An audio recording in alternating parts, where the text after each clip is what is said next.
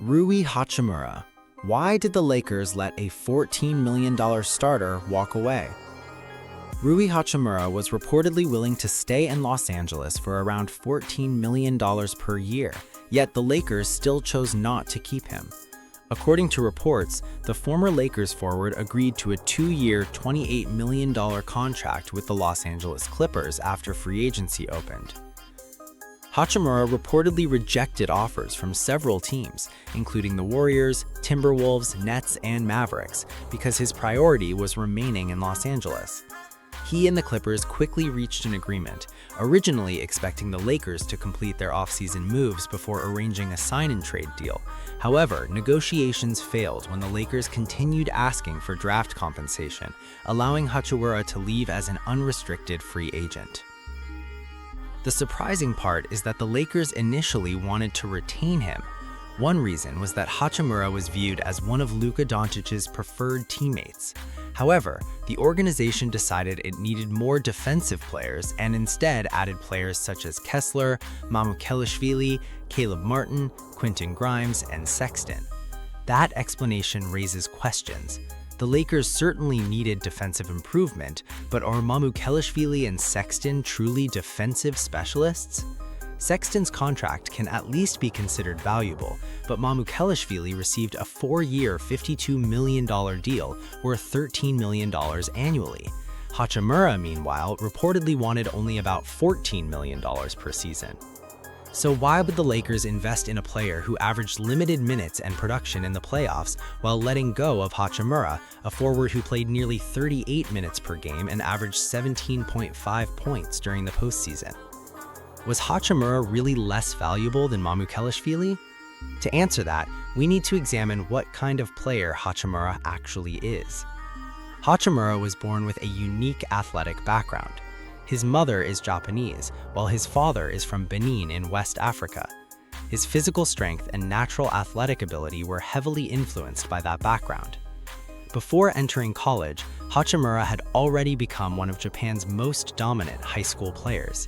He led his team to national success, and in his final high school game, he recorded 34 points, 19 rebounds, and 3 blocks, helping his team win its 3rd straight national championship. After high school, he moved to the United States and joined Gonzaga University. During his first 2 seasons, he mainly played as a reserve, but by his junior year, he became a starter and averaged 16.7 points and 6.5 rebounds per game. He was named WCC Player of the Year and became a top NBA prospect. In the 2019 NBA drafts, the Washington Wizards selected him 9th overall. Hachimura entered the NBA with high expectations and showed immediate promise during his rookie season. His biggest strengths were his physicality, strength, ability to handle contact, and reliable mid-range shooting. He averaged 13.5 points per game and looked like a player who could become a consistent NBA contributor.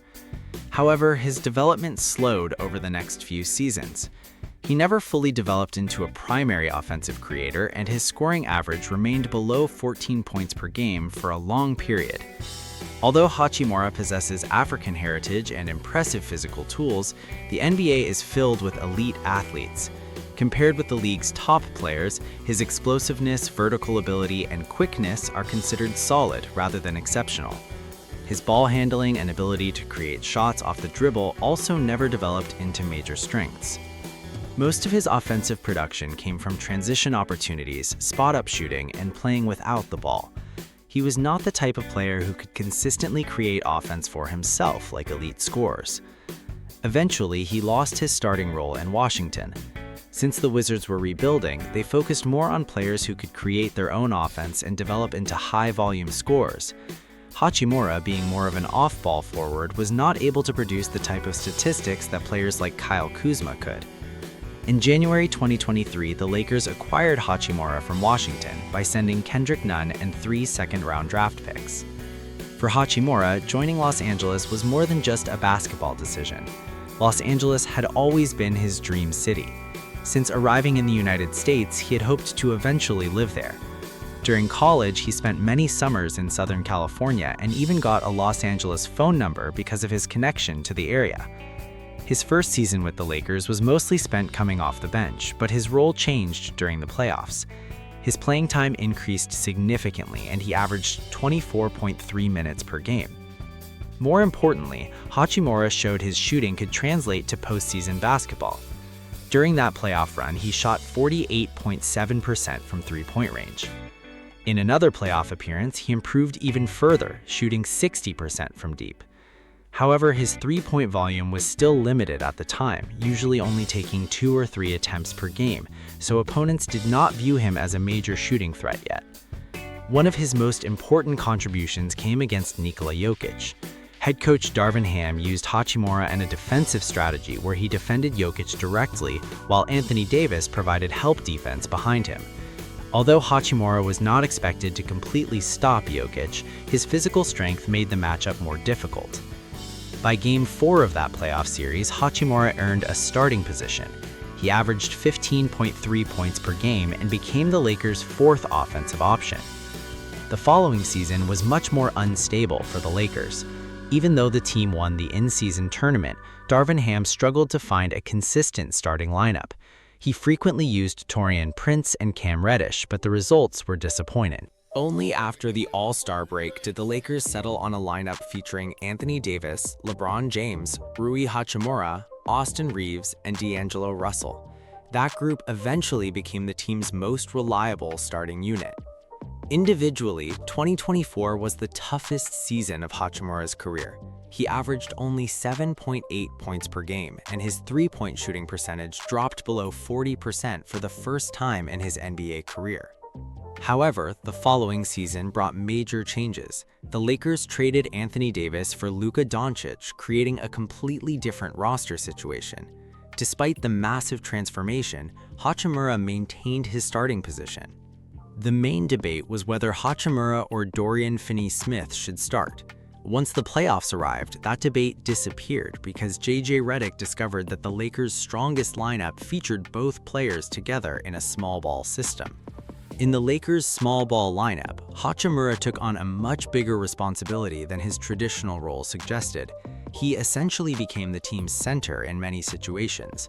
LeBron James often left his own assignment to provide defensive help, while Dorian Finney-Smith handled difficult wing matchups such as Anthony Edwards. Because of that, Hachimura frequently had to defend larger players like Rudy Gobert and also switch onto guards and wings after defensive rotations. Despite those difficult assignments, he performed surprisingly well. Against Gobert, Hachimura allowed only 4 made shots on 10 attempts. Against Edwards, he limited him to 15 successful shots on 35 attempts. Those numbers showed the value of having a strong, physical forward who can survive different defensive challenges. For a player earning slightly more than $10 million per season, becoming one of the Lakers' 5 most trusted playoff players and someone the coaching staff could barely afford to remove from the court was a strong indication of his real value. Every postseason, there are players making over $20 million annually who struggle so badly that they lose their place in the rotation. Hachimura, despite being paid far less, proved that he could handle important minutes. That season, he showed defensive flexibility by guarding multiple positions while remaining productive offensively. He averaged 14.8 points per game, attempted 6.2 three-pointers per game, and shot an excellent 48.8% from beyond the arc. A player who can provide size, defense, and efficient shooting is extremely valuable in playoff basketball. That is why a coach like J.J. Redick continued trusting him. However, Hachimura's 2026 regular season was not particularly impressive. Part of the reason was the arrival of players such as Luke Kennard and Marcus Smart. Kennard brought elite shooting and movement off the ball, while Smart provided perimeter defense, leadership, and playmaking. Because both players had specialized skills, they naturally received larger tactical roles, reducing Hachimura's importance during the regular season. But once Luka Doncic and Marcus Smart suffered injuries, Hachimura's importance returned immediately. During the playoffs, he delivered the best performance of his NBA career. He averaged 17.5 points per game, produced a remarkable 69% true shooting percentage, and shot an incredible 56.9% from three-point range.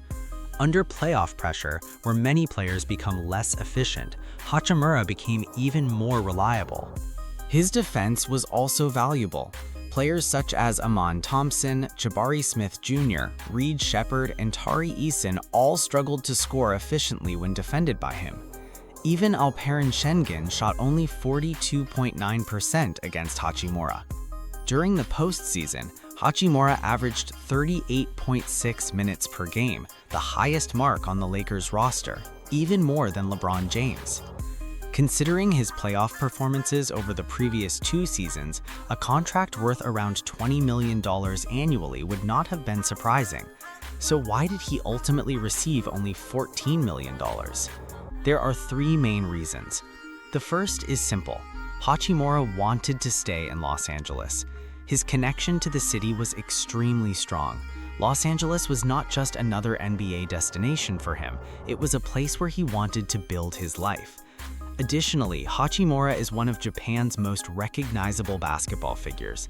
He has endorsement deals with major companies such as Nissan and SoftBank, and his business opportunities outside basketball are significant. Playing in Los Angeles gives him greater international exposure and increases the value of his personal brand. From that perspective, remaining in Los Angeles could be worth more than earning a slightly larger salary elsewhere. Because the Lakers were unwilling to complete a sign-and-trade agreement, Hachimura accepted the Clippers' mid-level exception contract instead. The second reason is related to how NBA teams evaluate players financially. When looking at the Lakers players who performed well in the playoffs, most of them did not receive huge contracts afterward. Marcus Smart and Luke Kennard, for example, signed 2-year deals worth $13 million, which equals only $6.5 million per season. Hachimura's contract was only slightly higher than those deals. A major reason is that many NBA executives evaluate players with a long-term perspective. Larry Bird once expressed a famous idea to Jerry West: never pay anybody who never made an All-Star. The idea behind that statement is that teams should be careful not to overpay players based on short-term success. LeBron James has always had the ability to make the players around him better. His basketball IQ, passing ability, and decision-making create easier opportunities for teammates. Because of that, role players playing next to LeBron often look more effective than they might in another environment. The Lakers experienced this again. Several role players performed at a higher level while sharing the court with LeBron. Because of this, many general managers believe those performances should be evaluated carefully. They do not simply judge players based on one great playoff run. Instead, they look at several years of evidence and consider whether the player can maintain that level without the advantages created by a superstar teammate. The third reason is that Hachimura, despite his excellent playoff performances, still has clear limitations. He's fundamentally a power forward, and that's where he fits best. He's not a true center because he lacks elite rim protection and does not have the defensive instincts needed to anchor the paint for long periods. He also is not a natural small forward. Although he can defend some wings using his strength, he is not the type of defender who can consistently chase elite ball handlers. His lateral movement is average, and he struggles to fight through screens. Against quick guards who constantly use pick-and-roll actions, he can have difficulty staying attached. His help defense is also not a major strength. Hachimura is more of a specialized defender rather than a complete defensive player who can solve every matchup. Offensively, he is more valuable, but his game still has limitations. His three-point shooting has improved dramatically, both in accuracy and volume. However, he is not yet considered an elite shooter because most of his success comes from open opportunities rather than difficult contested shots. He is not a great movement shooter, and he rarely creates three-point attempts through complex actions. Usually, he waits for the ball, receives it, and shoots. His ball handling and shot creation have also remained limited. When he cannot shoot a three, he usually takes a few dribbles and settles for a mid-range jumper. He rarely attacks the basket, creates for teammates, or controls the offense. Because of this, advanced statistics do not always rate him highly. His estimated plus-minus has been as low as -1.7, with a career high of only 0.5. However, his real value is greater than those numbers suggest. Across 46 playoff games, Hachimura has proven one extremely important skill. He can consistently make three-point shots when the pressure increases. His career playoff three-point percentage is 51.6%, which is extraordinary. Many excellent shooters become less efficient in the postseason, but Hachimura has been the opposite. He may not be an elite defender, but his size, strength, and shooting ability prevent him from becoming a major weakness. That combination makes him especially valuable in playoff basketball. Overall, Hachimura's true market value is probably between $15 million and $20 million per season.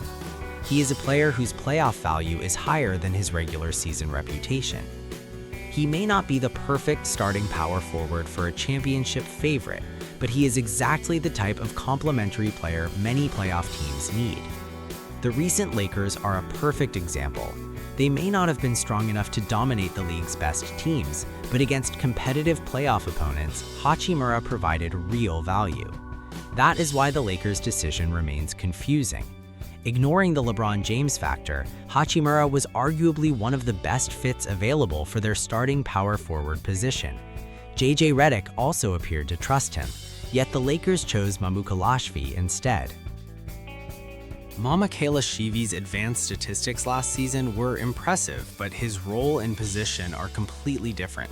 He's primarily a center, and in Toronto, he benefited from playing behind strong defensive structures that helped hide some of his weaknesses.